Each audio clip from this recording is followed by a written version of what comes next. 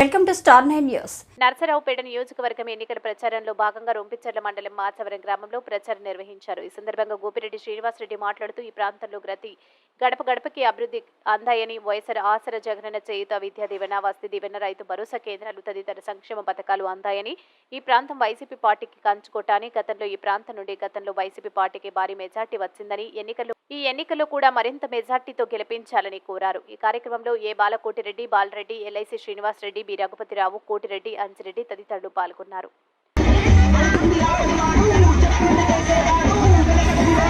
నెల్లూరులో మాట్లాడుతూ జగన్మోహన్ రెడ్డి గారిని చంపేస్తే ఎవరు వస్తారని చెప్పి ఈరోజు ఎవరు అడ్డం వస్తారని చెప్పి ఈరోజు మాట్లాడుతున్నారు. విజయవాడలో రాయి తగిలి ఆయన ఇబ్బంది పడుతూ ఆయన ప్రాణానికి కూడా హాని ఉందని చెప్పి ఆయన మాట్లాడుతుంటే ఇవాళ మరొక వైపు రెచ్చగొట్టే కార్యక్రమాలు. జగన్మోహన్ రెడ్డి గారిని హత్య చేస్తే ఎవరు వస్తారు, ఎవరు అడ్డం వస్తారో చూస్తారనే ఈ పెద్ద మనిషి 40 సంవత్సరాలు రాజకీయాల్లో ఉండి 14 సంవత్సరాలు ముఖ్యమంత్రిగా చేసిన మనిషి ఈరోజు మతి స్థిమితం కోల్పోయాడనే దానికి కారణం ఉదాహరణ ఈరోజు ఈ మాట. ఖచ్చితంగా ఇతనికి బ్యాలెన్స్ తప్పిపోయింది, వయసు పెద్దదైంది, మతి స్థిమితం లేదు. ఖచ్చితంగా ఇలాంటి వ్యక్తులు రేపు ఏదైనా పదవి చేపట్టినా సరే ఈరోజు ఈ రాష్ట్రంలో మంచి జరగదు.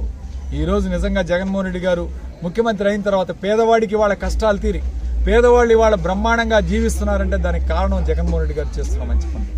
ఖచ్చితంగా మళ్ళీ జగన్మోహన్ రెడ్డి గారు గెలుపొందుతారు. జగన్మోహన్ రెడ్డి గారు 5 సంవత్సరాల పరిపాలనలో 4 సంవత్సరాలు నాగార్జున సాగర్ ఆయకట్టుకు నీళ్లు వచ్చాయి, పంటలు పండించుకున్నాం. ఇదే చంద్రబాబు నాయుడు ఎక్కితే మళ్లీ కరువు తాండవిస్తుంది. గతంలో 2014 నుంచి 19 దాదాపు 4 సంవత్సరాలు కరువు వచ్చింది. కాబట్టి రైతులందరూ కూడా ఆలోచన చేసి తప్పకుండా మళ్లీ జగన్మోహన్ రెడ్డి గారిని గెలిపించుకోవాలి.